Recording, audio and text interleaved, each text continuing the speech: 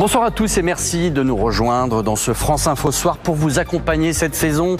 De nouveaux visages, de nouvelles chroniques, pas mal de changements, vous allez les découvrir, mais toujours cette volonté de vous informer, de vous aider à décrypter au mieux l'actualité du jour. Dans un instant, notre premier journal, celui de Céline Bosquet.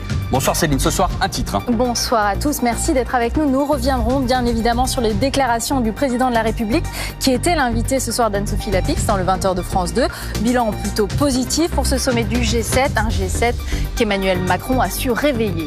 Autre grand rendez-vous de la soirée, le 23h, c'est avec Patricia Loison. Bonsoir Patricia, bonsoir, quels seront les temps forts de ce grand journal? Le 23h, le grand JT du soir de France Télévisions, on est ravis de le présenter ensemble. Tous les soirs, on va décrypter ce qui fait battre le cœur de notre monde, l'international, l'économie et bien sûr l'actualité européenne. Évidemment, ce soir, on s'arrête sur les propos du président de la République. Et une page spéciale, je vous retrouverai juste avant 23h pour une édition spéciale G7 avec nos envoyés spéciaux sur place, nos experts et bien sûr nos invités. À tout à l'heure. Voilà, rendez-vous est pris avec vous, Patricia, avec également Renaud Bernard et Nicolas Luizet, les rédacteurs en chef, et toute l'équipe de cette rédaction de France Info Soir mobilisée pour vous informer. Vous découvrirez également le regard de Plantu sur l'actualité. C'est notre premier grand invité, le dessinateur de presse, sera dans France Info Soir dans quelques instants.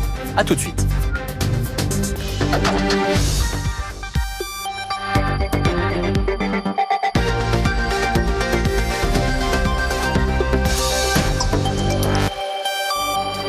Voilà Céline, le premier titre de ce journal.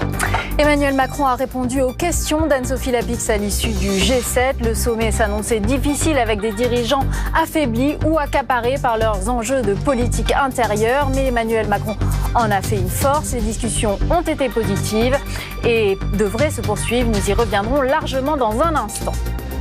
La situation en Amazonie était l'une des priorités du G7. Emmanuel Macron avait appelé à une mobilisation de toutes les puissances. Les pays membres du G7 ont décidé de débloquer une aide d'urgence de 20 millions de dollars pour envoyer des avions bombardiers d'eau dans la région. Outre cette flotte aérienne, le G7 est tombé d'accord sur un plan d'aide destiné à la reforestation. Et enfin, un grand pas a été fait sur la scène internationale, démonstration de diplomatie créative ce week-end avec la venue surprise du ministre des Affaires étrangères iranien, Javad Zarif, en marge du G7. Une initiative concertée pour reprendre les termes d'Emmanuel Macron qui a porté ses fruits puisque Donald Trump se dit prêt à rencontrer le président iranien lorsque les circonstances s'y prêteront. Voilà, édition spéciale dans ce France Info Soir consacré à l'interview accordée par le président de la République tout à l'heure dans le journal de 20h d'Anne-Sophie Lapix sur France 2 pour nous aider à décrypter ces annonces du chef de l'État.